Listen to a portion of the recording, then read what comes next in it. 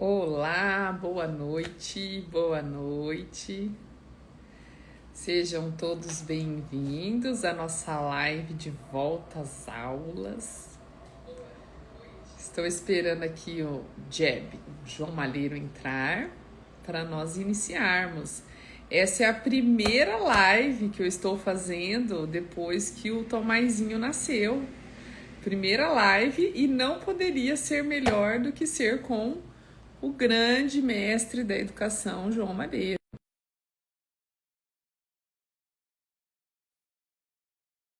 Ah lá, o João já está entrando. Pessoal de Campo Grande em peso aqui, João. Oi, Tudo João! bem? Tudo bem, e você? Deixa eu ligar o som aqui do meu microfone. Tá, você tá me escutando? Vamos ver. Fala de novo. Tá me escutando? Agora sim, beleza. Eu tava aqui, João, falando que essa é a primeira live que eu faço depois do nascimento do Tomás. Poxa, então faz muito tempo já, Faz, hein? aham, porque esse primeiro aninho, né, da criança, a gente fica mais. Ele vai fazer um aninho agora sábado, né? A gente fica mais chocando. E aí eu dei um tempinho com as lives, mas agora voltamos com tudo aqui. E não poderia ser melhor do que com você, né, João? Fico muito feliz também, porque sempre que eu interajo com você, há de alguma maneira um certo orgulho de ver que uma discípula evoluiu tanto que quase está passando o mestre. É isso, não. Tá, tô longe, tenho muito chão ainda. Mas me tira É. uma dúvida, já que você falou de um ano assim em estado de stand-by, você também não andou nada de bicicleta nesse ano inteiro? João, quase nada. Eu dei algumas voltinhas só, né? Uma delas das voltas, né? Tive um acidente, Ai, meu mas Deus, que sério? foi, que foi quando eu tive aquele quadro de amnésia, enfim. Ah, Mas perfeito. é engraçado que isso eu percebi tanto na Luísa, no Rafael, quanto no Tomás. Esse primeiro ano, quando chega um bebê em casa, é um ano de muitos ajustes, né? Da rotina, do novo membro, da família. E sempre depois que passa o primeiro ano, as coisas parecem que se encaixaram, sabe? O quebra-cabeça Ah, tá todo montadinho. E aí é sempre quando eu volto a pedalar. Então agora ótimo. acho que já tá na hora. Sempre que eu ando de bicicleta aqui no Rio, eu lembro, será que ela já está andando? Então Não, pronto, mas já tirou a minha dúvida. essa semana passada, agora eu falei pro Daniel, nossa, eu tô com uma vontade de andar de bicicleta. O Daniel falou, calma, amor, logo você volta. Aí nós conversamos ontem, vamos mandar as bicicletas para revisão para a gente poder voltar um pouquinho. Vai ter a Mas, João, Dudinha, que é estudante da harmonia, está participando da live. isso, Olha que bacana, hein? isso aí, Quero te a conhecer, Duda. hein, Dudinha? A próxima vez que eu for aí ao colégio, não deixa de se apresentar. Ela é do quinto ano, a Duda, Ó, que da bacana. idade da Luísa. Que é da turma dela? Não, esse ano ela não tá com a Lulu, mas é da mesma série. Entendi. Que bom. Vamos falar da Bom, escola, João, vamos, então? vamos começar? Ó, eu Vamos. prometi que seria uma hora para todo mundo ficar bem antenado e também não estender muito. Acho que Certo. todo mundo que me conhece conhece o João Malheiro, porque o João Malheiro faz parte da minha história, não só profissional, mas como educadora, da nossa história de família, né? Tem toda uma história com o Daniel, comigo, com as crianças. E eu convidei o João para estar hoje aqui conosco, porque esse é um momento, sabe, João, que eu julgo ser muito importante no ano letivo, na vida das famílias e na dinâmica da escola. E eu Sim. percebo, João, que nesse começo de ano, assim, as famílias que eu acompanho, parte delas, em algumas situações, elas se atrapalham um pouco nesse momento de volta às aulas, elas confundem, por vezes, né? Qual o papel da escola, qual é o papel da família, aonde que eu vou, será que eu posso ficar aqui nessa escola, tomar conta desse espaço, ou eu preciso me retirar? E por vezes a gente se vê, né, quanto escola, de alguma forma querendo trazer essa família para perto, querendo atrair essa família, mas também colocando um limite, né, entre o espaço entre a escola, e a família, os alunos e professores.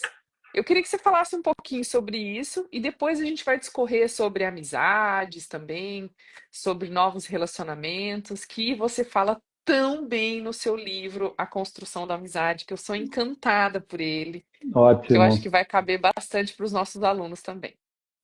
Então, em primeiro lugar, eu penso que a grande tarefa hoje da escola, como também da família, é tentar entender que ambas são necessárias para a boa evolução da criança. O primeiro ponto, sabe? O pai não pode terceirizar, não pode achar que agora estou livre, acabaram as férias, agora vou poder ir para a minha academia, vou poder ir para o meu futebol, porque agora a escola vai assumir meu filho. Não, não, não, não, não. Essa é uma mentalidade super errada que muitos pais, infelizmente, né, fomentam nesses dias. Né? Agora chegou a minha carta da alforria, estou livre. Não, o pai mas é muito importante na evolução da criança. Sabe como é que eu chamo isso? Eu agora estou cunhando um termo que eu li num livro que eu achei fantástico. Chama A Teoria do Apego. Olha que interessante. Isso eu A não teoria do conheço. apego. Vou A anotar. teoria do apego diz o seguinte, que quando uma criança, nos primeiros anos, vai até os 6, 7 anos, ela percebe no pai e na mãe uma dedicação, uma resposta rápida às suas necessidades, como alimentação, roupa, higiene, sabe, alguma necessidade mais assim de acolhida, de amor, de ser valorizada, de ser percebida. Quando a criança percebe no pai e na mãe uma resposta rápida, o cérebro da criança ela vai meio que sendo moldado para que no futuro, quando chegar lá para os 12, assim, início da adolescência, ele tenha uma capacidade maior de empatia com outras pessoas, uma percepção do outro, uma consciência moral mais delicada, o certo e o errado. Ela começa a ter um autocontrole das suas paixões, das suas sexualidades que começam a aparecer na sociedade. Tudo isso ou é muito bom ou é muito ruim se nos anos anteriores os pais tiveram essa preocupação em ter esse cuidado com os filhos. Por isso, os pais têm que ter muito cuidado de lutar contra a tentação mesmo, que é uma tentação de egoísmo, né, de ficar na sua bolha, né, no seu canto, e só de vez em quando pergunta como é que está indo a escola. Não, não, não, não, não, não, não. O principal negócio dos pais, Thalita, é a educação dos filhos. Eu sempre insisto nas minhas palestras. Os pais dizem que acreditam nisso, mas na prática eu vejo que não é assim, sabe? Os pais realmente, né, têm a tentação de ficar atrás do dinheiro, atrás do seu emprego, da sua visibilidade, do seu status, da sua segurança financeira, e isso vai depois prejudicar muito os filhos. Então, pelo lado, a família tem que estar muito afim. E a escola, você falava certo, né, às vezes tem um pouco de medo dessa aproximação. E eu compreendo que, como você disse, tem um pouco de medo que haja uma certa invasão. Poxa, não tem nada que dar um peteco aqui, um pitaco aqui, né, nesse assunto, não tem que ficar falando sobre essa avaliação. Não tem... Então, concordo que esse Tratado de Tordesilhas, que eu gosto de chamar, sabe o que é o Tratado de Tordesilhas? Lembra de Portugal e Aham. Espanha? Que fizeram aquela linha que de um lado era da Espanha, de um lado era de Portugal, etc. Então, como é que eu faço no Colégio Porto Real? Eu não sei se vocês fazem assim uma harmonia, mas quem está nos ouvindo, né, e aqui é uma live, uma coisa aberta para todas as escolas. Na minha escola, como é que a gente concilia esses interesses e esses limites? A gente sempre faz uma reunião antes do início das aulas, todas as turmas, para dizer justamente quais são as funções da escola, quais são as funções dos pais, as preocupações da escola, as preocupações do pai, quando é que ambos têm que estar conversando, quando ambos têm que estar, sabendo, quando tem que, sabe, de maneira que essa conversa sabe o que vai gerar? Vai gerar uma unidade, como tem que haver entre marido e mulher, igualzinho. A pior coisa é quando o pai fala mal da escola no carro, por exemplo, quando foi buscar. Sabe, isso é uma coisa horrível, né? Porque essa escola fez uma prova segunda-feira. Que absurdo! Um exemplo, assim, bem didático, assim. Naturalmente, o pai está estragando a escola, está julgando uma imagem negativa, uma desconfiança que acaba depois perturbando, né, essa harmonia que a criança tem que ter com a escola. A criança tem que amar a escola, eu tenho que sentir essa coisa, a extensão da minha família. Aqui eu estou igual, aqui eu me sinto totalmente aconchegado, cuidado, preocupado. Então, acho que esse é o primeiro tema, né? Que haja essa reunião, se não fizeram, não podem fazer, hoje uma coisa escrita, às vezes não tem condições as escolas de fazer isso, faça uma coisa escrita. Importante é que os pais percebam que essa união família-escola é uma coisa importantíssima para que a criança se sinta muito confiante. E depois eu penso que os próprios pais têm que fazer assim, no início do ano, tipo de um checklist, né, de coisas que eu tenho que saber. Eu fiz aqui, preparando essa live, eu fiz um checklist de que o pai tem que saber, tem que responder, e se não sabe responder, tem que ir na escola para perguntar de coisas que eu tenho que saber para que dessa forma, antecipando possíveis problemas que possam ocorrer durante o ano letivo, eu vá resolvendo. Você, assim, só pensando... Isso que você falou, né, é importantíssimo. Se a família está segura, confiante, né, da proposta da escola, das pessoas que estão ali dirigindo a escola, dos profissionais, se a família optou por essa escola de uma forma bastante tranquila, a gente percebe o quanto a criança recebe a escola também de forma mais harmônica, gostosa, mais segura, né? Agora, quando a família está insegura, é inevitável que ela transfira essa insegurança para a criança, né? No olhar, no nervosismo, numa maneira de cumprimentar, são vários aspectos somáticos que o corpo revela a pessoa, a gente sabe disso. Então, eu acho que é bem importante que eu vou pensar alguns temas que quem está nos ouvindo como mãe, como pai, se pergunte se está sabendo resolver. Por exemplo, questões de horários, né? Está bem claro quais são os horários todos, entradas e saídas. Tem dias que sai mais cedo, tem dias que sai mais tarde. Eu tenho o dia da educação física, tem o dia que tem que chegar com a roupa já vestida, tem roupa... Sabe, essas questões de logística básica, horários versus logística. Depois, como é que está a relação ao material? Já adquiriu todo o material? Está faltando algum material? A lista de material, que às vezes as escolas mandam a lista, mas não chegou o livro, não chegou o caderno, não chegou a... Sabe, sempre tem essas coisas nas escolas nos primeiros dias. Então, se está para chegar, se não está para chegar, sabe, está dominando. Isso é bem importante para que a criança se sinta que está sendo bem cuidada, que a mãe sabe responder: olha, filho, não chegaram ainda pois as aquarelas, porque a gente encomendou, mas não está para chegar, então a professora de arte se perguntar, ter alguma resposta. Além do mais, é muito importante que os pais cuidem muito bem do material e ensinem as crianças a preservar bem esse material, porque é caro, é dinheiro, né?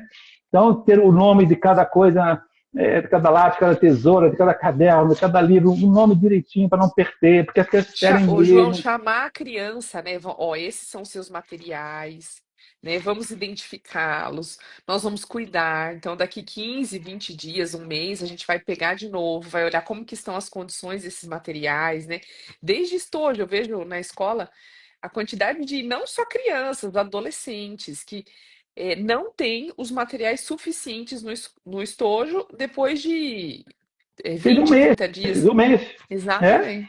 É uma coisa muito... Então é bom que os pais façam um inventário, viu? Assim, para que depois possam checar, porque senão os pais não vão lembrar quantos lápis comprou, quantas tesouras tinha.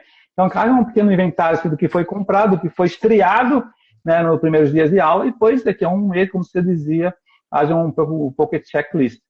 Outra coisa importantíssima, né? Enfim, a gente vai dando alguns conselhos aqui, porque como tem muitas variações de acordo com as idades, né? Para o primeiro ano é uma coisa, para o quinto ano é outra, para o pessoal que está no nono ano é outra. Naturalmente, tudo isso vai flexibilizando um pouco mais na medida em que as crianças são mais velhas, mas pensando um pouco nos primeiros anos, né? Eu penso que tem que ficar muito claro como é que é a lição de casa. Vai ter dever de casa? Como é que é o dever de casa na escola? Tem, não tem? Quanto tempo? Sabe, isso é uma coisa que a gente se preocupou muito no começo do colégio, porque tem mãe que acha que a criança tem que ficar 1 hora de lição de casa no primeiro ano. Pô, é um exagero, não precisa disso. Agora, uma criança que está no 7º ano, ele tem que estudar 2 horas. Então, é bem diferente. Então, é legal ter essa percepção, senhores pais que nos ouvem. Há uma adaptabilidade, sabe? Uma fase de adaptação em todas as séries, todos os segmentos e em todos os anos. Toda criança tem que ter uma fase de adaptação. Os mais velhos, uma coisa muito mais rápida, já sabem qual é a sala, qual é os novos amigos, os novos professores, tudo. E talvez em uma semana já está totalmente assim, na rotina. Agora, as crianças pequenas, os pais têm que saber, do primeiro ano, segundo ano, 6, 7 anos, até o 3º ano, as crianças demoram muito para adaptar, hein? Muito. Não é achar que isso é só da educação infantil que faz a adaptação obrigatória. Não, não, não. Uma criança, ela estranha muito, muito crianças novas na sala, estranha muito professores novos, estranha muito conteúdos novos, é muita novidade. Ô, Depois de um João, período de férias que ela não tinha que pensar em nada. Estamos vivendo isso agora com o Rafael. O Rafael foi para o primeiro ano. Olha aí. E até então, na educação infantil, ele estudava todos os dias à tarde e algumas manhãs, porque ele Tá. fazia jiu-jitsu, fazia fono, por uma questão ele tinha a boca muito aberta, né? E aí precisava fechar essa boquinha. E aí, então, até a educação infantil, ele ia à tarde todos os dias e algumas manhãs. E Tá. agora ele passou aí integral, porque no Harmonia, o primeiro ano, ele passa a ser integral em Maravilhoso. decorrência do bilíngue, né? E nessa primeira semana foi muito engraçado, porque o Rafael, ele é todo metido a valentão, sabe? E essa Certo. primeira semana, no primeiro dia de aula, ele falou: Mãe, acho que eu tô meio enjoado. Tá vendo? Olha. Aí Nada não. eu falei: Filho, por quê? Ele falou: Mãe, eu tô com um pouco de medo, né, das pessoas, do lugar. E é um lugar que ele vai direto, porque ele vai direto Mas é comigo, que com o mudou. Daniel, né? Agora está no primeiro ano, agora tem carteira, tem livros, tem material para cada matéria, tudo vai mudando. E colegas novos, teve colegas novos que não teve na aula que ele está fazendo? Sim, sim, Isso é uma das sim. coisas que eu acho que mais influencia justamente essa novidade que agora tem educação física, agora vai ter briga, agora vai ter recreio, vai ter que disputar espaços, jogos, brincadeiras, ele A vai ser humilhado carga quando horária é perder. maior.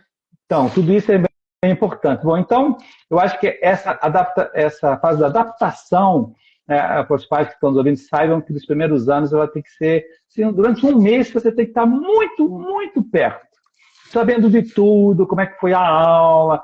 A criança não é uma questão só de vigilância ou de, sabe, ficar o pai preocupão, né? Não, não. É realmente mostrar um certo carinho, assim, eu estou sentindo a tua dor, filho, que não deve estar fácil agora, não deve estar fácil você, pois não sei, conviver com um garoto que você não conhecia antes, que te tirou do jogo, que você perdeu no jogo, e essas coisas é Que é muito bom falar melhor do que mundo. você em algumas habilidades, né? Você sabe que na educação infantil, né, a criança ainda não manifesta muito o mundo afetivo, porque ela está ainda se preocupando muito com o seu corpo, né? Agora, no primeiro ano, e segundo e terceiro, eu sempre considero o Fundamental 1, primeiro ao terceiro, o ciclo 1, e do quarto e quinto, o ciclo 2. É assim que eu sempre penso do ponto de vista pedagógico. Então, o primeiro ciclo, né, a criança tem que saber que é o momento dela começar a falar dos seus medos, é o momento dela começar a falar das suas raivas. Mãe, estou com raiva do Chico. Estou com raiva da Luizinha que me pisou o pé. Esse tipo de coisa é muito bom, você tem que incentivar isso, E quando você vai ouvindo a criança falar dos seus sentimentos, das suas tristezas, das suas ansiedades, você vai ensinando a trabalhar isso. Isso chama alfabetização afetiva, que tem que vir junto com a alfabetização pedagógica, né, da leitura escrita, né, sabe? Ela tem que vir junto. As duas alfabetizações são a base do bom aprendizado futuro. Quantas crianças a gente sabe que travaram em matemática com 2, 3, no segundo, terceiro ano, porque ficaram com medo de errar, porque o professor humilhou eles. Acontece muito. E isso a gente adotou no Harmonia depois que você foi na primeira vez, né? A gente criou dentro do currículo de virtudes, tem uma disciplina, vamos pensar assim, né? Não é bem uma disciplina, né? Chama ordem afetiva. Olha que E aí importante. vai desde a identificação, né, dessas emoções, desses sentimentos, É super até importante. o direcionamento. Tá bom, eu tô com raiva, eu tô com ódio, eu tô com inveja, eu tô bravo, mas e aí, por que que eu tô e o que que eu vou fazer com isso, né? Como eu vou direcionar isso? E quais são as Então, consequências, né, quando eu direciono para o bem e quando eu direciono para o mal? boa, espetacular, isso mesmo, exatamente isso. E isso é jab. Agora, outra coisa interessante que a gente tem que saber orientar os pais, como vai ser a avaliação da escola? É uma coisa muito importante estar definido. A gente vai fazer, pois, uma prova bimestral, ou vai ser uma prova mensal, ou vai ter prova surpresa, ou vai ter uma pequena avaliação. Ou não, o primeiro ano não tem avaliação, mas não tem. Sabe, esse tipo de coisa, cada escola tem o seu critério, a sua forma de avaliar, mas tem que estar muito bem definido, porque isso evita muitos desgastes futuros. Sabe, senão chega o primeiro boletim e você tem que sair correndo, viu, Thalita? Eu De muita mãe sei. histérica. Aham. Eu brinco que quando chega em mim é porque chegou na instância maior, e aí o problema já é mais. E, João, isso do processo avaliativo é muito sério, né? Envolve até questões da formação da personalidade moral das crianças. Na escola, a gente tem uma regra, né? Então, a criança tem as atividades avaliativas, as primeiras, que são como se fosse a P1, que tem um peso 1. E depois ela tem as provas trimestrais, que é como se fosse a P2, que tem um peso maior.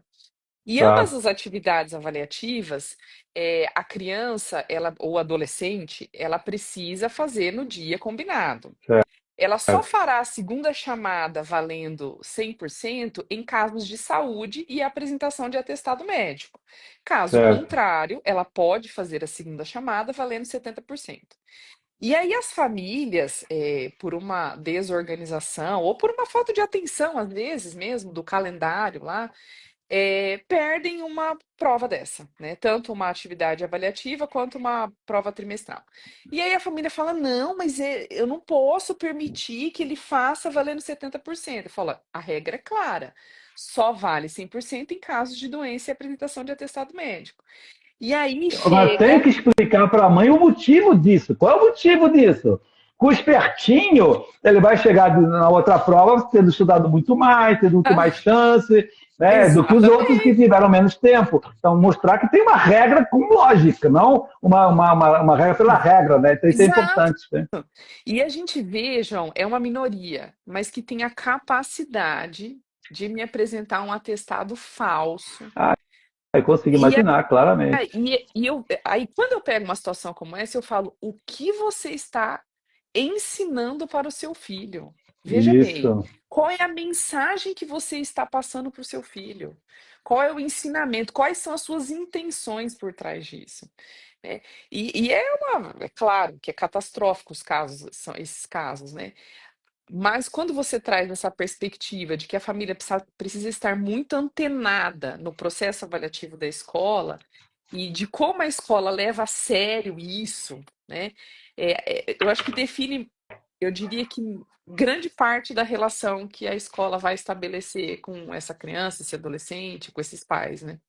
Mas eu acho, Thalita, que isso que você falou está super importante, mas a gente tem que saber levar isso com leveza, sabe? Às vezes os pais são mal formados na infância, não têm uma boa formação mesmo moral, né? Então, eu acho que também a gente não pode ser assim, sabe, ter uma sensação de moralista exagerado, tem um pouco de medo disso, Entendi.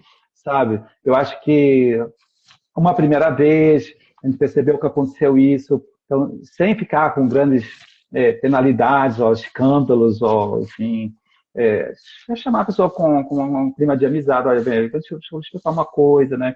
Eu sei que você fez isso sem nenhuma intenção, enfim, desculpa um pouco a pessoa, mas no fundo já vai formar a consciência dela na primeira vez. Aí na segunda, sim, você pode cair matando.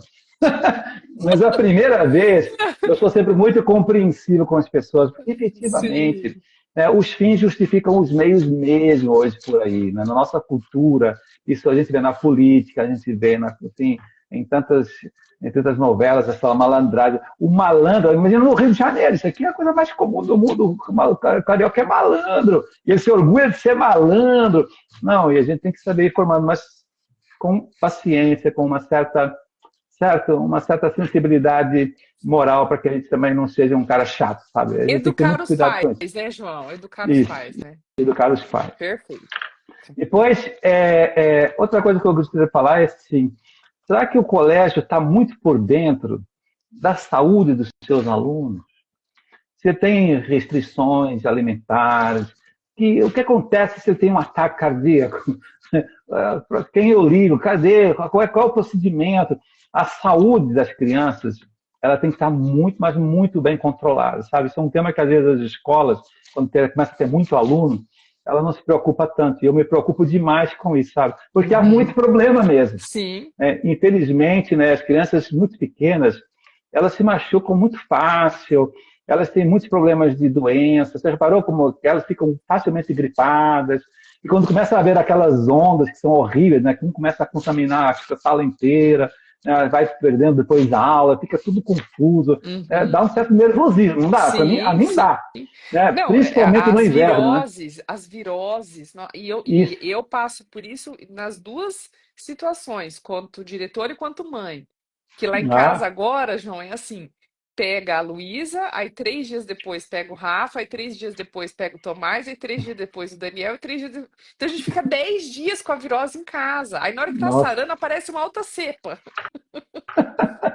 Então, exatamente isso. Então, enfim, eu acho que toda a questão então, da saúde, eu não sei como é que vocês também trabalham, se tem um esquema de convênio médico, né, de atendimento de emergência Sim, imediata, com sim. rapidez, tem que ter esses esquemas tudo bem estudado, bem planejado, né, inclusive, né, treinar os funcionários da escola com toda essa questão, isso daí tem que se preocupar muito, sabe, porque é uma tragédia se acontece uma coisa mais grave. Então, a gente não Com pode certeza. permitir sem hipótese alguma. Então, pronto. Essas são as questões que eu tenho que citar, assim, né, para que a gente pudesse fazer tratar Tordesilhas com a família e mostrar que, olha, a gente está querendo te ajudar. A gente quer o teu filho como o próprio filho. Fica tranquila. Né? E quando a gente mostra esses detalhes práticos, naturalmente, né, os pais ficam assim, mais descansados. Né? E depois uma outra coisa que eu gostaria de falar, dentro desse clima também de harmonização dos primeiros dias da escola, os pais às vezes acham que a criança já sabe se organizar e não sabe. Não sabe. A rotina da família, ela tem que ser feita, em primeiríssimo lugar, entre marido e mulher.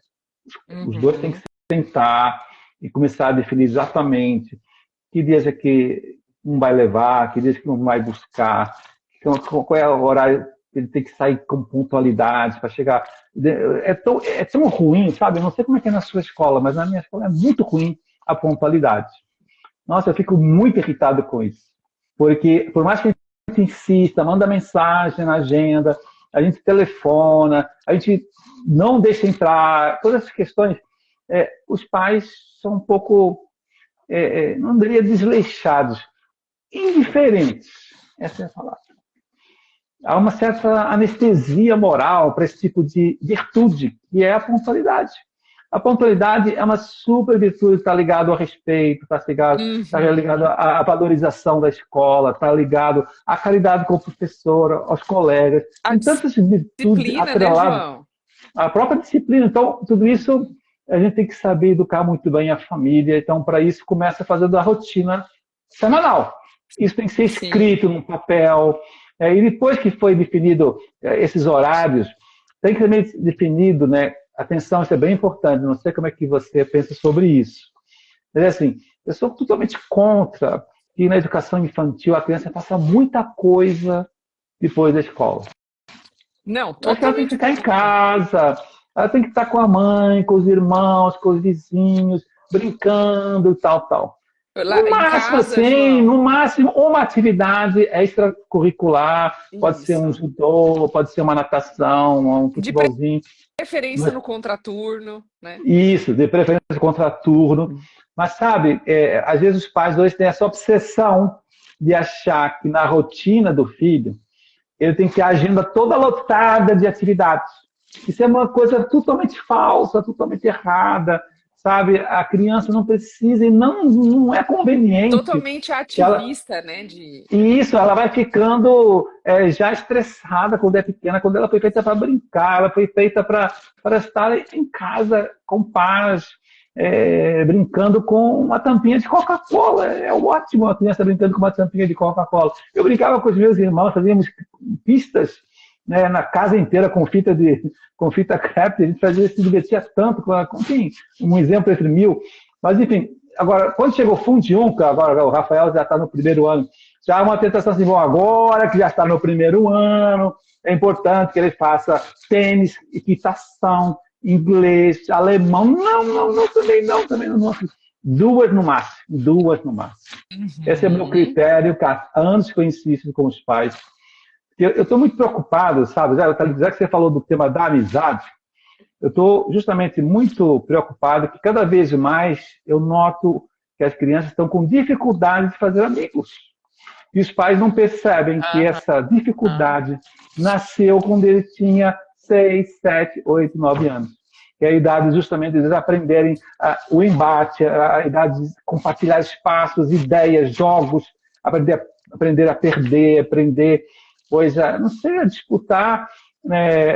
Ô, João, no seu livro você fala muito bem, né, o quanto as pessoas hoje têm preguiça de serem bons amigos. E E aí, só que muitos de nós, né, julgamos os nossos amigos pela preguiça que eles têm em servir o seu tempo, a sua disponibilidade, o seu carinho, o seu ouvido. Mas nós também temos muita preguiça em nos dedicarmos aos nossos amigos. E isso, aí, nós passamos todo o começo de ano por uma situação muito específica na escola. Por quê? Como nós temos aproximadamente de 4 a 5 salas por série a partir do primeiro ano do ensino fundamental 1, é natural que de um ano para o outro a gente faça como se fosse uma mistura das salas, sempre preservando alguns amigos mais próximos, né? 2, 3 amigos, mas sempre mexendo. E, João, o quanto isso gera uma instabilidade nos pais, as eu crianças nem sei, reclamam. E aí eu falo, gente, nós nascemos para dilatar os nossos corações, né? Para romper com isso, essa atrofia. É nessa fase que você vai ensinar seu filho a se doar, a fazer novas amizades, a lidar com as dificuldades, com as diferenças, com os problemas. Mas, assim, é algo que chama a atenção. Essa semana, né, eu fiquei de licença por problemas de saúde, e a quantidade de WhatsApp que eu recebi de famílias me pedindo para interferir na mudança de sala.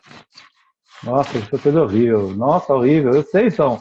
É justamente isso que eu estava querendo falar, que os pais não percebem que esses embates, que essas resistências, que essas inseguranças faz parte da formação do caráter de uma criança de 6 a 10 anos de idade. E tem mais, para os meninos, viu? Quem tem filho menino, você que tem aí, o Rafinha, né? É assim, né? É agora, nessa idade, que eles têm que aprender a ser meninos.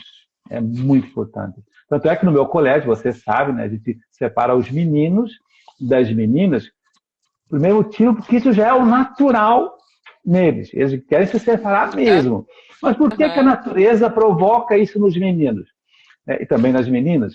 Porque eles agora precisam aprender a ser meninos. Isso é um aprendizado. A masculinidade, ela se aprende, ela vem um pouco de fábrica, vem um pouco da família, mas se aprende principalmente na convivência entre os iguais, Então, a masculinidade do menino, ela se consolida, ela se fortifica, ela se formata na medida em que ela convive muito com meninos nessa idade. Então, o mais importante numa criança de 6 a 10 anos de idade não é grandes cursos intelectuais ou grandes recursos de piano, musicais, essas questões de hobbies que são interessantes, um pouquinho mais para frente. No máximo 2, ótimo, mas o resto é estar com os amigos.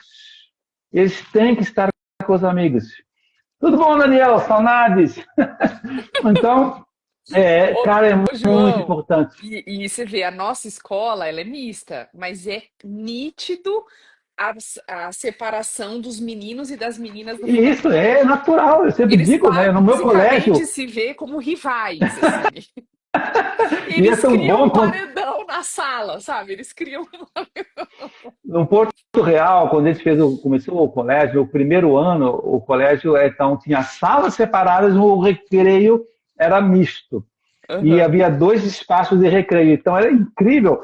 Começava o recreio e naturalmente os meninos iam para o campo de futebol, as meninas iam para frente, sentar no chão e discutir que brincadeira iam brincar e ficavam meia hora discutindo e não brincavam nunca, porque era tal a diferença que os meninos já saem correndo, jogando, chutar. Então é impressionante ver como isso é É a importante. natureza, né?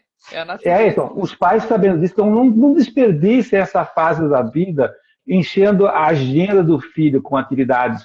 Mas os pais falam assim, mas ele já faz amizade no basquete, ele já faz amizade na natação, quando ele vai lá no clube, não sei quantos, ele já faz amizade com o alemão.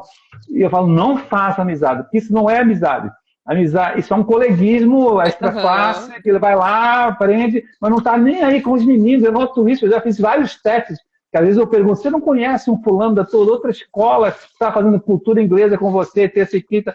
Lá na cultura eu não ligo muito. Ele fala assim, não ligo muito. A criança não liga muito mesmo, porque ele vai lá para aprender inglês, às vezes um pouco forçado pela mãe mesmo, né? Então ele não está preocupado com os amigos. Então, a amizade verdadeira é aquela que ele fica no playground do prédio, no condomínio lá, andando de bicicleta com os amigos, né? Quando ele chama alguém para ir na casa dele ficar montando um Lego, sei lá, ficar jogando um jogo de tabuleiro. Enfim, é tão importante essa fase que os pais soubessem como isso vai trazer depois uma facilidade para conviver, para trabalhar em equipe, para ser uma pessoa bem sociável, porque hoje a socialização está comprometida mesmo com as redes sociais, com os celulares, com todo esse clima de egocentrismo, né? Tudo está gerando uma sociedade super esquisita, né? Nós Super fomos esquisito. feitos, nós fomos feitos para ser inteligentes, racionais, mas principalmente para sermos relacionais. A nossa realização depende muito das nossas relações. Tem tantos estudos hoje provando isso. Né? Sabe que tem um estudo recente, dizem que é o estudo mais antigo da ciência, tem 90 anos, uma pessoa que está fazendo um estudo, que já começou com o bisavô, com o avô, com o pai, sabe? São esses estudos que estão de geração em geração para provar, afinal, o que está gerando mais felicidade no ser humano no século XXI e tal. Então, coisa que a gente já sabia, mas que está sendo científico, está sendo registrado na ciência, é que o que gera realmente uma realização máxima nas pessoas são as qualidades das relações. É isso. João, isso assim, a gente vê na escola e em casa, né? O quanto a chegada de mais um filho dilata o coração dos outros, né? É incrível. A gente não, nós não compreendíamos o quanto a chegada de cada filho traz uma perspectiva de que, gente, é mais um irmão, é uma vida, e o quanto as crianças não se importam em dividir os quartos, em dividir os espaços, em ajudar nos deveres, nas atividades da casa. E enquanto esse exemplo de irmãos, ele acaba refletindo na formação eh, da generosidade, né? A formação Isso, da isso. partilha. Eu vejo, eu tô vendo, tô vivendo isso lá em casa, né? Agora que a gente nós ficamos grávidos e perdemos, né? As crianças sofreram, eles estavam esperando por mais esse bebê, por mais esse irmão, por mais essa. E aí que Virão eu queria, mais, virão mais, virão mais. né? Eu falo muito isso para as famílias. Eu falo assim: nós subestimamos a capacidade que os nossos filhos têm de se relacionarem, de fazerem novos amigos, de dilatarem os seus corações, porque nós temos uma insegurança, né, interna por algum motivo e acabamos projetando isso nos nossos filhos. E aqui tem uma pergunta que eu acho que tem tudo a ver com isso que a gente está falando, né? Queria saber se essas mudanças de classe não causam insegurança e desmotivação. A resposta é não, pelo contrário, né? A criança, ela precisa ser desafiada, ela precisa ser colocada em situações difíceis. A criança precisa aprender a sofrer na idade certa, que é agora, 6 anos. Sabe, eu sou talvez um pouco contra sofrimentos na educação infantil, porque a criança não tem capacidade, né, de raciocínio, que é o que gera a fortaleza. Sabe que por que se Uhum. aprende a fortaleza só a partir dos 6 anos?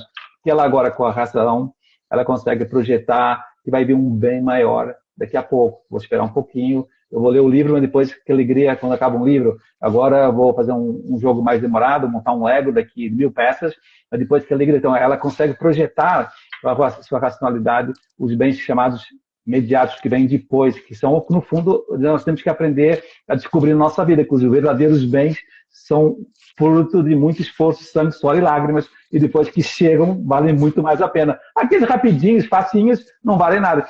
Então, a criança tem que aprender a sofrer, e com 6 anos, 6, 7 anos, ela começa agora a aprender a sofrer as dificuldades da convivência, que eu acho que é a principal cruz do ser humano. Uhum. Concorda? Por que os casamentos não dão certo hoje?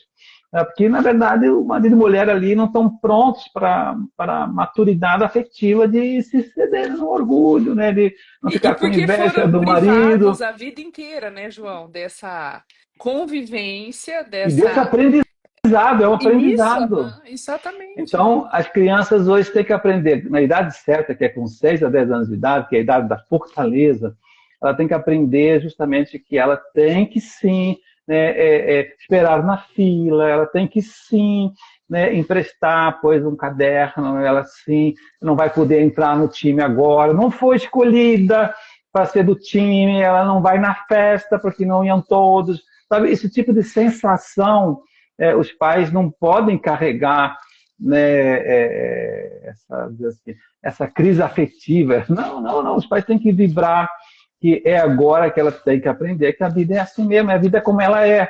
Né? E assim a gente vai aprendendo a conviver com todas as pessoas, não tem mais preconceitos, não tem mais discriminações. A gente começa a ter um coração, como você dizia, mais aberto, mais elástico, né? Mais adaptável às circunstâncias. Então a gente está sempre de bom humor, a gente está sempre alegre, né? E não deu certo, pois o cinema, que não tinha bilhete, não tem problema não, vamos tomar um sorvete, pronto. A gente tira um pouco o peso da bola quando as coisas estão assim, sendo educadas. Quando os pais estão tão ansiosos que o filho tem que ter tudo que ele quer, ele vai ter todo o cinema, todo o brinquedo, toda a vitória, então a criança vai ficando despreparada, Para a para o vida, né, mundo real, João? É, e depois esses ela sofre dias, muito. Diga, diga. esses dias eu estava lendo, né? Acho que era um desses livros de educação, falando que a quantidade de adolescentes, de adultos jovens, ativistas que vem crescendo em decorrência de uma falta de uma educação baseada em virtudes, né? Porque ele cresce, aquela criança, que passa uma vida inteira recebendo, recebendo, recebendo, recebendo, recebendo. A mamãe eu quero, né? Sabe aquela música? Mamãe eu quero, eu quero um Amar. brinquedo, eu quero um doce, eu quero isso, eu quero aquilo, e sempre vai se cedendo os seus desejos, e com isso não se educa a sua vontade. E, né, a gente sabe bem que para educar a vontade tem que estar ali a temperança, a fortaleza, né? Como você Isso. fala tão bem. E aí, quando chega na fase adulto jovem, ele vê que o mundo não dá tudo o que ele quer. E aí, o que que ele faz? Ele entra com uma série de revoltas, né, de crises identitárias, ideológicas, e cria-se movimentos pequenos, né, Isso. que, se justificam por pequenas causas, mas que eles acham que são por grandes causas, mas na verdade são causas extremamente egoístas, egocêntricas, né? Que olham apenas para suas vontades. E os pais, por vezes, quando as crianças são pequenas, não compreendem o reflexo disso, né? Desse não. Puxa, eu tenho condições de comprar, mas agora meu filho não precisa disso. Agora ele pode esperar, né? Ele poderia tomar um sorvete, mas agora, nesse momento, não seria bom para ele. Então, eu vou fazer ele resistir, né? Eu sei que ele está sofrendo um pouquinho, porque ele foi mudado de sala, mas agora é importante que ele faça novas relações, que ele estabeleça Isso. novas amizades. Fala um pouquinho sobre isso, que eu sei que você fala muito bem. Então, até respondo uma pergunta aqui que a Kelly Fernandes está me perguntando se na nossa escola do Porto Real a gente coloca irmãos juntos, primos juntos, né? Familiares estudam juntos. E a gente fala, não, não. Em princípio, não. Só se houver uma necessidade muito especial, questões médicas, etc. O Patrick justamente faz o contrário.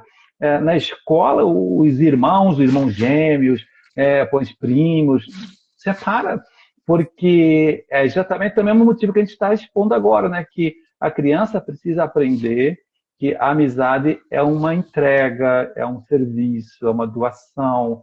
Ela tem que perceber que isso é um valor que ela precisa descobrir na prática, sofrendo, né? Então, quando a criança, desde pequena, vai percebendo que ela não satisfaz os seus desejos, como você dizia, desejos afetivos, né? No caso, eu quero estar com meu amigo, eu quero estar com meu primo, eu quero estar com meu vizinho. Olha, cara, você já tem essa vida inteira fora da escola para estar com esses seus primos, vizinhos, amigos. Então, gente, vamos abrir o coração, né? Porque eu sempre gosto de dizer que nós na escola formamos pessoas, não simplesmente amigos ou alunos egoístas. Não, não, não. Nós formamos pessoas. A pessoa tem um aspecto, uma dimensão da pessoa, que é a quinta dimensão, que é formada na socialização. Isso é um aspecto da pessoa humana que vai sendo marcado ao longo da vida para que futuramente tenha boas relações sociais, profissionais, familiares e religiosas. Você sabe que muita gente não chega a ter uma verdadeira intimidade com Deus, uma amizade profunda com Cristo, porque ela não aprendeu a ser amigo quando era pequena.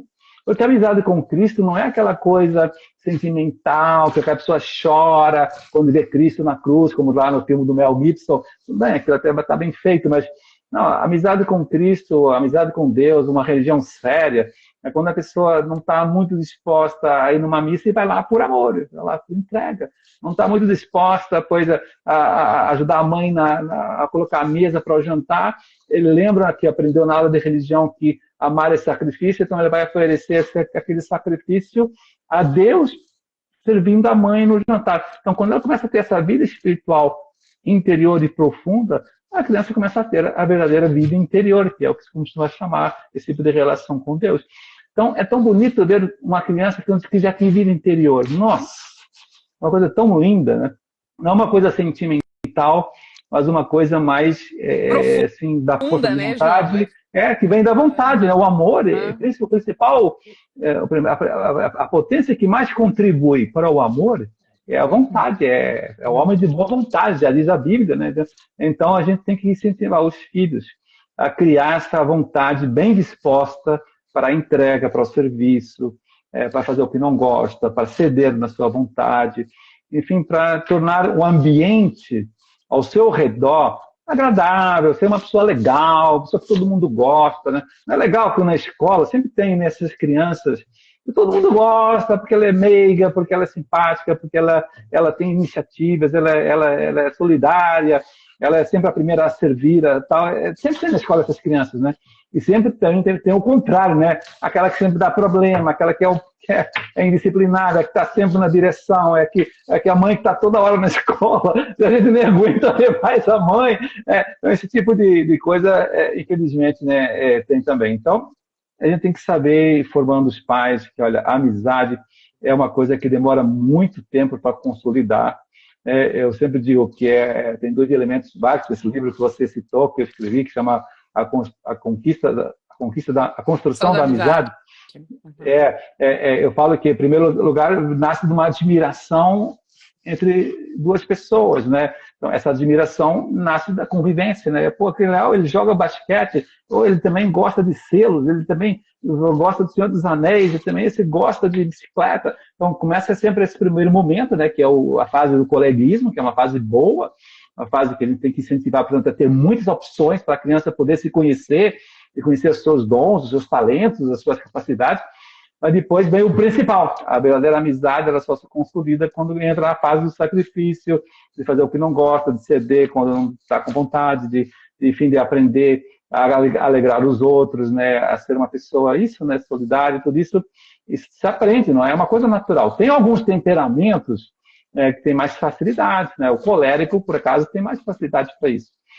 Mas porque ele quer ajudar, quer organizar, ele é um líder, ele leva todo mundo para frente, mas aqueles mais, talvez, melancólicos, oh, vida, oh, céu, ninguém me ama, ninguém gosta de mim e tal. O próprio também, o fleumático, né? O fleumático tem uma dificuldade muito de fazer amizade, porque o fleumático só pode fazer amizade com os inteligentes como ele. Eles acham-se, né, os gênios da sala, os gênios da filosofia, os gênios, enfim, se vê muito hoje na internet, no Instagram da vida, né? Você vê que eles se juntam, né, nas suas assim, comunidades. Então, é importante que a criança aprenda, quando não tem mais tanta facilidade, não tem inclinação para a amizade, eles têm que ser incentivados pelos pais, pela escola, e isso é uma coisa bem importante. Então, essas misturas que vocês fazem no Harmonia, acho fantástico, porque bem ou E, mal, João, você veja, a criança vai recomeçando todo ano a aprender novos a amigos, novos gente, amigos, novos amigos. a gente, assim, né? Nós somos pessoas também que temos um bom senso,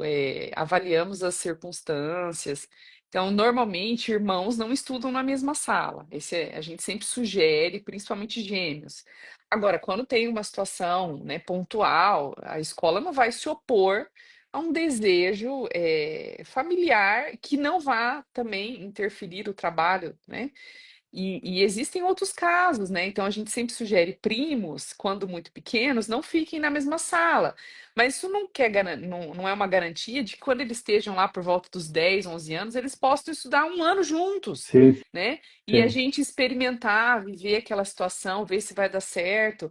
E aí a gente já faz esse combinado com a família, fala, ó, vamos experimentar, vamos acordar isso e ver se vai dar certo. Se deu certo, foi uma experiência boa. Olha, conviveram um ano juntos, né? Tiveram uma proximidade maior. Agora a gente vai ampliar esse universo de amizades. E as famílias entendem, sabe? Porque as famílias que amam profundamente os seus filhos querem o bem dos seus filhos. E sabem que a escola também quer o bem dos seus filhos, né? Você sabe que uma coisa que eu também gosto de lembrar dos primeiros dias da escola, né? Você vai gostar dessa imagem, né? Que é o chamado pais helicóptero. Sabe o que são os pais helicóptero? Tem É no seu aquele livro, A pai. Alma da Escola. Isso, exatamente, exatamente. Olha, você tem boa memória. Então, os pais helicópteros é aqueles pais que nos primeiros dias de aula, a criança chega em casa e fala: Ah, mamãe, machuquei aqui, machuquei lá, porque o professor tal, que a cantina, não sei o quê. Sabe, a criança nos primeiros anos tende, né, a exagerar muito, né, com a sua imaginação e com a sua afetividade ainda um pouco imatura, né? Os problemas que não são tão graves, que são normais, todo mundo se arranha na educação física, no jogo, caiu num degrau, ok? Que não cai, sabe? Então, quando os pais, diante de qualquer sofrimentozinho, já vai no dia seguinte na escola e aterriza, são os pais de Com tudo, helicóptero. né?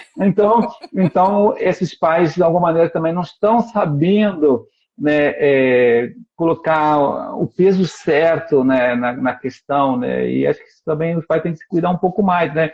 Você vê que nos primeiros dias é normal que a criança reclame muito, que está em fase de adaptação, como a gente já falava, ela está estranhando, então é natural que falam lá na escola, não quer ir na escola, fala que a escola é uma porcaria, quer mudar de escola, esse tipo de reação, os pais têm que ouvir com carinho, acolher, abraçar, não é não dar importância, não dar importância, mas não valorizar, né? Acho que essa é a temática, né?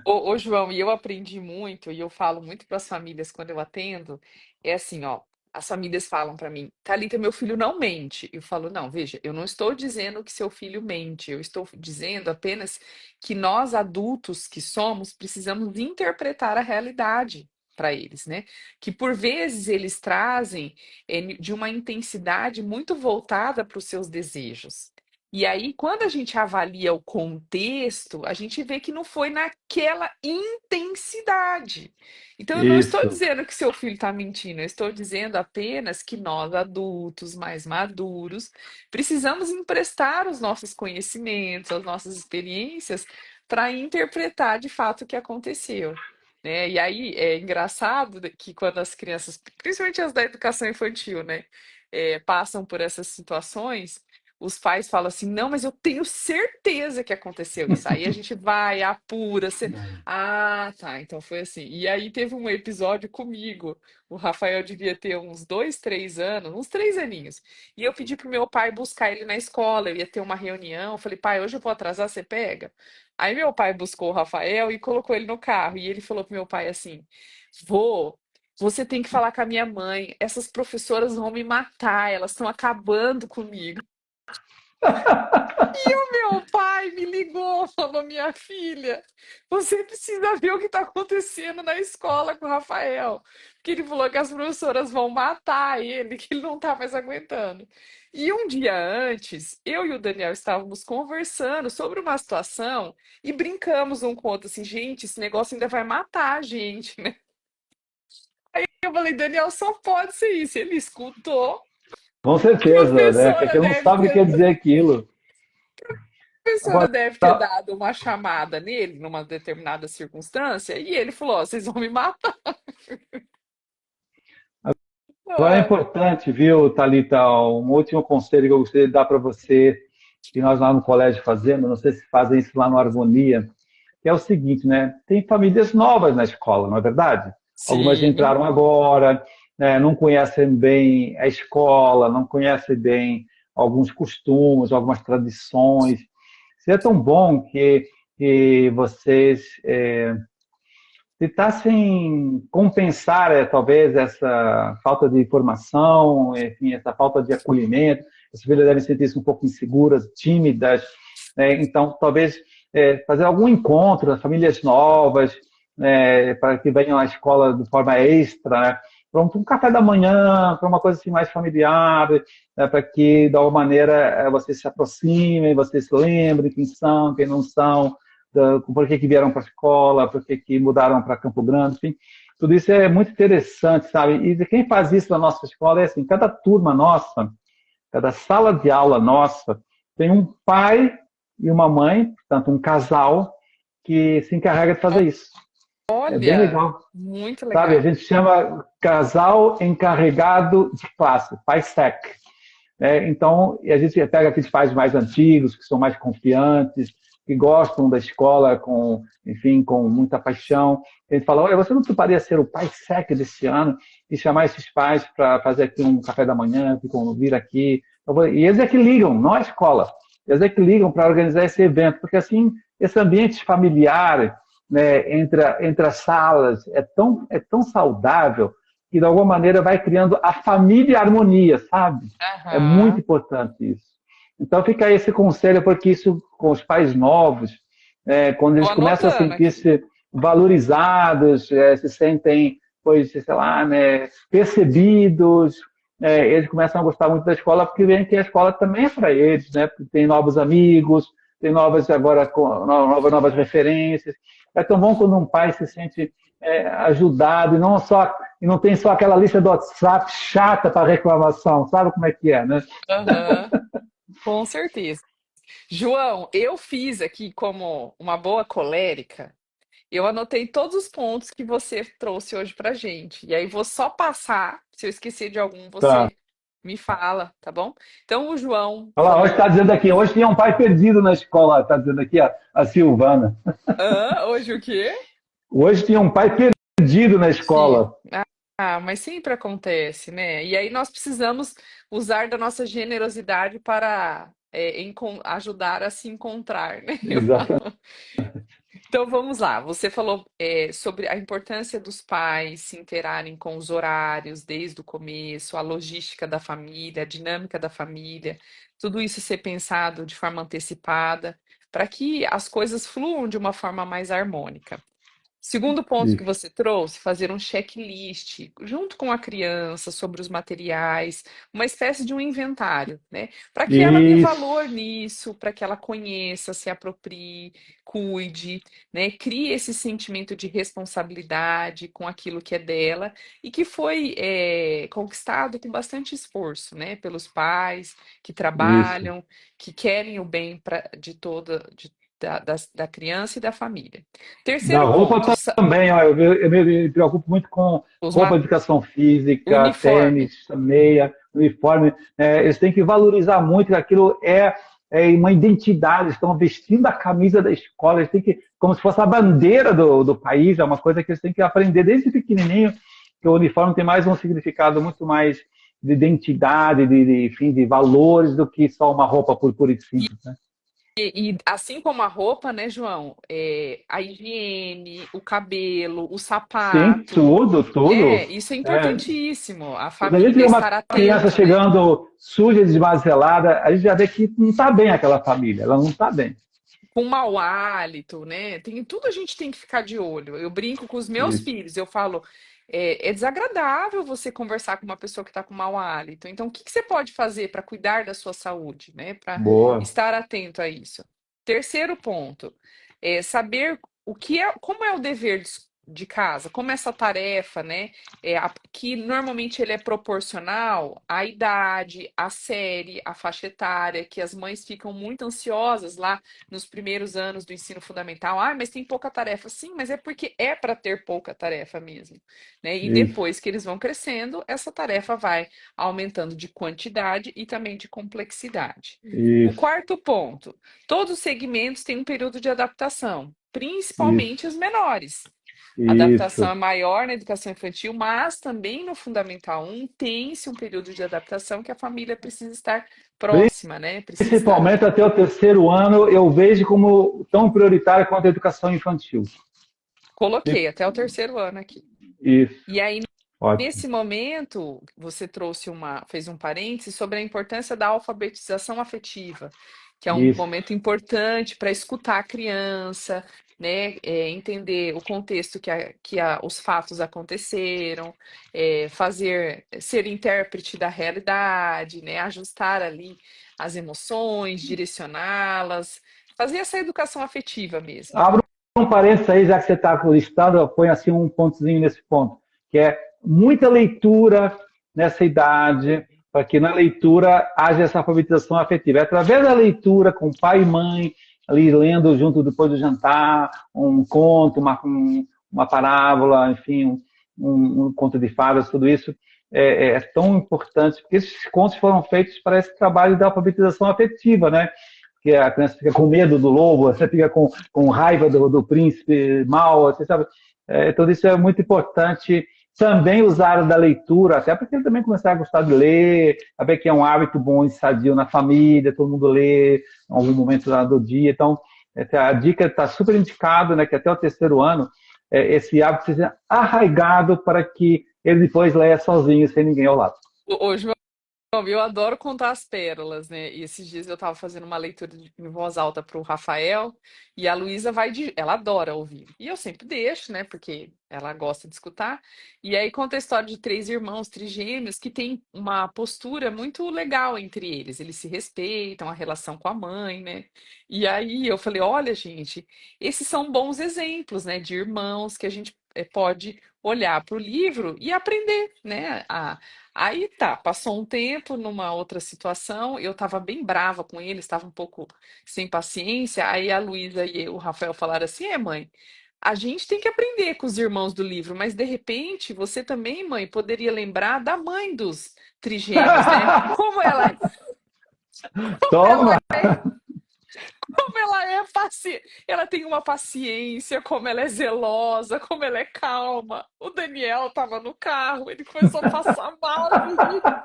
Tipo assim, Muito amor. boa, eu sempre gostei dessa Luísa, é muito perspicaz mesmo, muito bom. O Daniel falou, amor, essa você mereceu escutar, porque você passou do limite.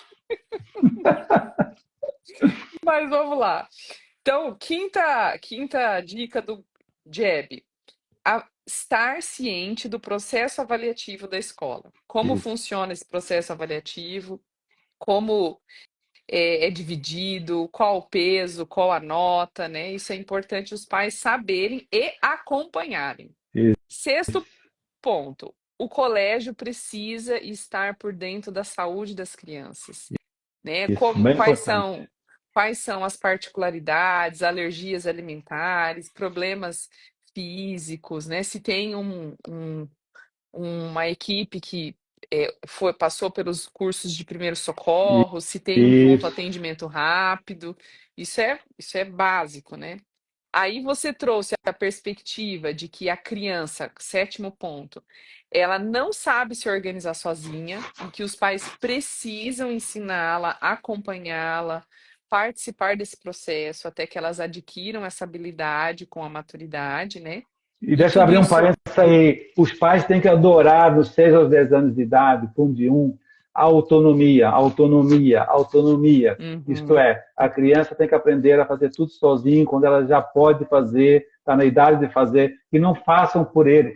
Tem mãe e pai que acham que não, porque eu adoro dar banho, não, porque eu adoro fazer a mochila, não, porque eu adoro. Não, eu sei que você adora, eu sei que você quer demonstrar o amor para o seu filho, mas você tem que pensar que agora o seu filho está em fase de formação, o seu filho está na fase de aprender a ganhar confiança, segurança, e quanto mais você deixa de fazer, errar, esquecer, aham, deixa de esquecer o caderno, ótimo que ele esqueceu o aham, caderno, ótimo que ele aham. esqueceu o tênis na educação física, ele ficou sem educação física, ótimo, né? Sabe, tem mãe lá no meu colégio que no começo, quando não sabia que era assim, a criança chegava sem a mochila, olha que coisa, esqueceu na sala de estar, na saída lá, confusão. Ela falou, vou voltar. Eu falei, não, não vai não. Não, não, não vai não.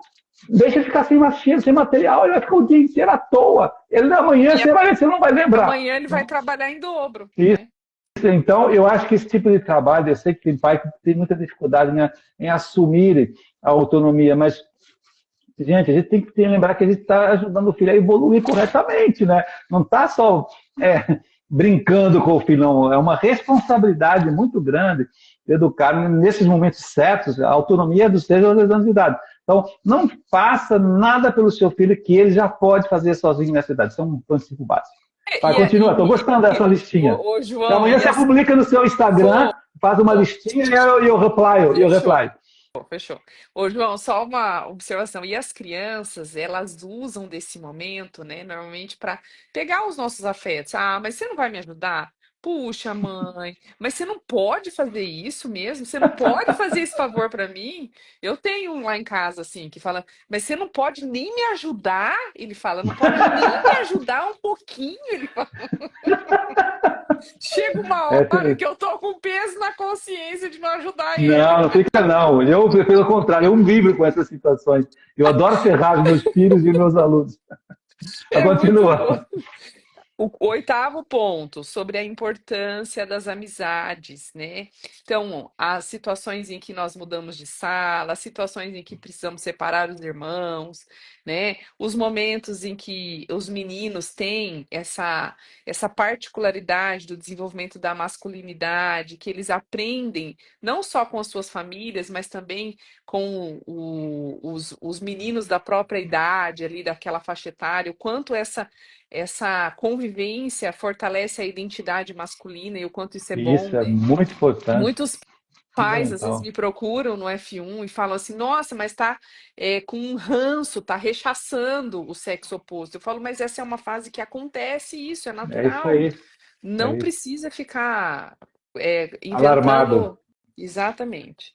E o último ponto que você trouxe foi sobre esse programa fantástico que vocês fazem no Porto Real, que é o acolhimento das famílias novas. E daí existem os pais encarregados de classe, que eu vou montar um projetinho legal no Harmonia. É Você, super dica. É super dica. ô João, eu não te contei a novidade. Estamos implantando oficialmente no ano letivo de 2025 a preceptoria para todos os alunos que desejam, né? Vamos começar, eles vão se matricular, mas nós Boa. vamos oferecer para todos que desejam. E aí, Você vai ver espero que. como a maioria vai querer. Você vai ver. Vai demorar um pouco, é um processo lento. que o primeiro vai comentar com o outro, nossa, foi legal demais, aí ele vai querer, aí esse legal demais vai se multiplicar, e agosto ou a setembro, 70% vai estar em tutoria. Pode anotar aí. Amém, amém. Mas vai demorar. E é isso, João. Primeiro mês, É, 10%, vai, né? 20%, vai aumentando. Mas estamos bem Sensacional. otimistas, estamos otimistas. Estamos otimistas. E é isso, João, que live maravilhosa. É sempre bom te ouvir, é sempre bom aprender com você. Você sabe que eu sou sua fã, você é meu Sim. mestre, eu falo para todo mundo, né? Eu vejo você como uma fonte de saber muito confiável e muito generosa também. Ótimo, eu fico feliz. E então vamos continuar essa luta, né, espalhando todas essas ideias boas pelo Brasil inteiro. E agora, como vocês já sabem, né, a minha grande vibração é fazer isso também chegar na escola pública. Como eu sofro com isso. Você sabe que eu estive em Rondonópolis, final de semana passado, dei uma palestra para 2.000 pessoas. Que realização eu tive naquele dia, você nem imagina. Foi como se tivesse ido à Disney e voltar no mesmo dia. Assim. É incrível como os pais e os professores estão sedentos e tudo que a gente está falando aqui. Tudo que a gente está falando aqui parece fácil, né, óbvio e tal. Não é, as pessoas não sabem nada disso. Então, a gente tem que ajudar as pessoas mais humildes, e agora eu tenho que fazer E vamos esse milagre, aproveitar, né? João. Ó, vamos aproveitar aqui que tem um monte de gente aqui de Campo Grande que conhece a nossa prefeita para nos ajudar, né, a levar essa proposta sua para os campograndenses, para o estado de Mato Grosso do Sul, para as escolas Nossa, públicas. adoraria fazer esse mega evento na cidade com 3.000 pessoas para ter o meu recorde. Então vamos lá, com paciência, no momento certo, tudo mais. Mas o importante é que a gente esteja sempre assim, abrindo o coração, né? Na verdade é isso, né? Esticando, ampliando para que a gente possa ajudar as famílias mais humildes, porque elas estão sedentas de ajuda e elas, quando sentem que alguém quer ajudar, quer apoiar, elas realmente se recebem bem, sabe? Tem pessoas que falam que os pais não querem saber, os pais não, os pais querem saber sim, né? Quando vêm pessoas bem intencionadas e querem ajudá-las, elas veem as formações e agradecem demais, e o fruto é tão grande que pois as relações sociais e as relações familiares entre os próprios pais e filhos aumenta muito, os problemas diminuem, tem tantos problemas que diminuem só em fomentando a convivência familiar. Nossa. Enfim, mas vamos parar por aqui, senão a gente não vai dormir e não vai jantar. Então, João! dá um abraço aí ao Daniel, da minha parte, a dona Regina amanhã na escola, a querida Luísa, Rafa, Tomás e os futuros que virão. É isso aí, João. Muito obrigada e vamos nos falando e vamos trabalhar esse projeto seu aqui na nossa terrinha. Ótimo. Um abraço. Um Conte beijo, fica comigo. com Deus, João. Tchau. Tchau.